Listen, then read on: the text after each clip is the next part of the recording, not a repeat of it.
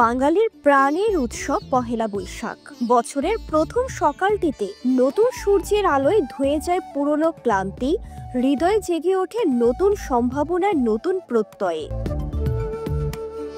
আর ঠিক এমন এক সকালই রং, সুর আর ঐতিহ্যের মেলবন্ধনে প্রাণবন্ত হয়ে ওঠে নর্থ সাউথ বিশ্ববিদ্যালয়ের সবুজ ক্যাম্পাস। প্রতি বছরের মতো এবারও ব্যাপক উৎসাহ উদ্দীপনা নিয়ে আয়োজিত হয় বর্ষবরণ উৎসব। সকাল থেকে শিক্ষার্থীরা জড়ো হতে থাকেন প্রাণের মিলন মেলায়।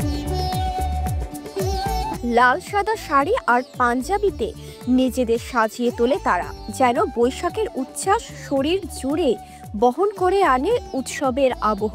বিশ্ববিদ্যালয়ের ভাইস চ্যান্সেলর অধ্যাপক আব্দুল হান্নান চৌধুরীর উদ্বোধনের মধ্য দিয়ে শুরু হয় দিনব্যাপী বর্ষবরণ আয়োজন।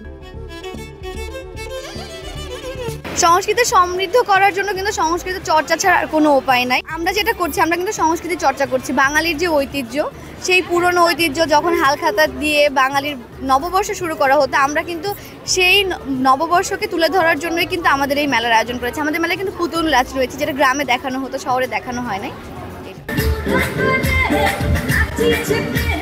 পহেলা বৈশাখ মানে হচ্ছে বাঙালি।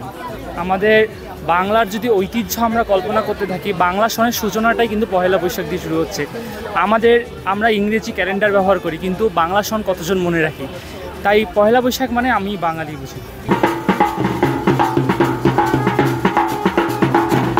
নর্থ সাউথ নিয়ে অনেকই হাইপ। আমাদের বিশ্ববিদ্যালয় প্রতি বছরই আমাদের বাঙালির ঐতিহ্যবাহী দিনগুলো উদযাপন করে থাকে, যেন আমরা আমাদের ঐতিহ্য সম্পর্কে জানতে পারি, শিখতে পারি আর নিজেদের ধারাগুলো ধরে রাখতে পারি।